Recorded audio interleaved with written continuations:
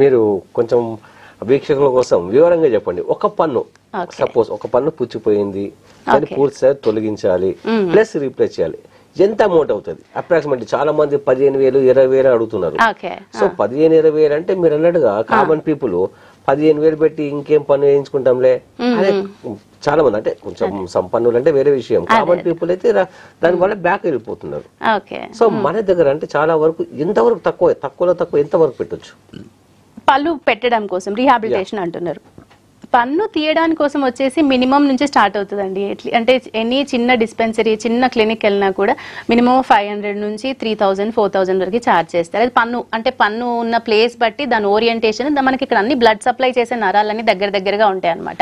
In case మన పన్ను వేరు కనుక ఒక నరంకి దగ్గర ఉందనుకోండి, ఇన్ కేస్ తీయకూడని టైంలో అంటే ఇన్ ద సెన్స్ దానికి పెట్టాల్సిన కరెక్ట్ ఇన్స్ట్రుమెంట్ పెట్టకపోవడం వల్ల ఎట్లా పడితే అట్లా తీయడం వల్ల ఇంకా చాలా కాన్సిక్వెన్సెస్ ఉంటాయి.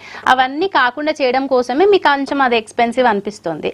తర్వాత పన్ను పెట్టుకోవడానికి వస్తే కనుక ఒక మినిమం పన్ను అంటే ఇప్పుడు డెంటల్ ఇంప్లాంట్స్ లో అయితే కనుక 20,000 to 25,000 ఒక పన్ను వేయించేసుకోవచ్చు. అదే ఇప్పుడు తీసి పెట్టే పళ్ళు అయితే కనుక 1,000-2,000 కూడా వస్తుంది అనమాట.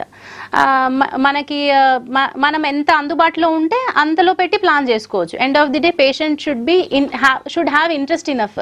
తనకి పళ్ళు కావాలి, నాకు తినడానికి ఇది ముఖ్యము, నేను జీవించడానికి ఇది నాకు ముఖ్యం అనిపిస్తే they will definitely afford for that. కాకపోతే వాళ్ళకి నేను చెప్పినట్టుగా ఫస్ట్ నుంచి చెప్తున్నట్టుగా వాళ్ళకి అదో భావన అనమాట, పన్నే కదా ఇంక ఈ పక్క పోయింది, ఇంక ఈ పక్క ఉంది దీంతో తిందాము, ఇంకా ఇది కొంచెం అరుగుతోంది నొస్తోంది, ఇన్ని రోజులు తినలే కదా ఇటువైపు నములు చూద్దాము, ఇంక ఇది ఇట్లా అనేసి జీవితం సాగిపోతూ ఉంటది వాళ్ళది. సో మీరు అన్నారు